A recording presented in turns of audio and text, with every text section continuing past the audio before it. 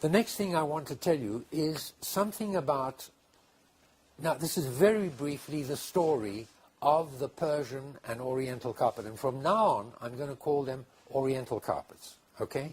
Persians are the most famous, justifiably so, but let's talk about them as Orientals. Here is a wonderful book called Rugs and Carpets of the World, edited by a man called Ian Bennett, who was the expert at Sotheby's in Islamic arts. Now, I'm going to show you a picture. I would have loved to have shown it to you on the screen to give you an idea of how old this art form is. It is at least 2,500 years old, and probably a lot older. And the reason I say that is because I'm going to show you a picture here of what is known as the Pazyryk rug. This was a rug discovered in a burial mound in Siberia in 1947 by Professor Rudenko, a Russian professor, an archaeologist.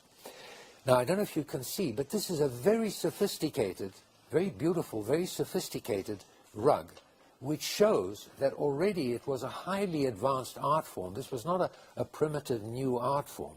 This is something that must have developed over hundreds of years, maybe more.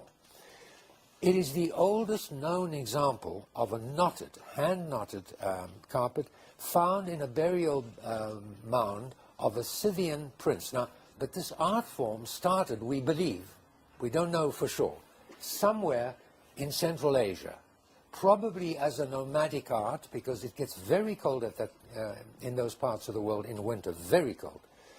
And in order to keep their homes warm, they would have used animal, wool, hair. And eventually, from skins with animal hair, they probably started introducing designs and color, probably very primitive.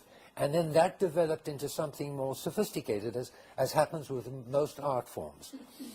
But the point I want to make is this is a very old art form. When people in Europe were still walking around in loincloths or living in caves, there was a very advanced civilizations in that part of the world. The point is that this is one of the world's oldest undying arts and crafts, the Oriental carpet. Next thing I want to tell you is I want to show you a carpet. Again, I'm sorry, I would have loved to have shown you that we're going to make a big blow-up so that we can show it on a screen in future. This carpet, which is hanging in the Victoria and Albert Museum in London, is possibly the most valuable, priceless carpet in the world. It's called the Ardabil carpet, woven in the early 16th century during the reign of a great Shah, Shah Abbas. Shah is the name for king.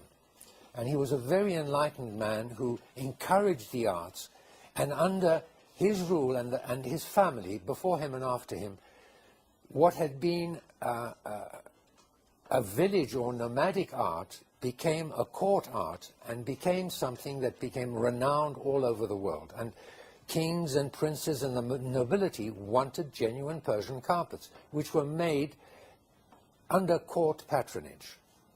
So from very humble beginnings, probably by nomads, became by the 16th century a court art which was respected, revered all over the world as a magnificent art form.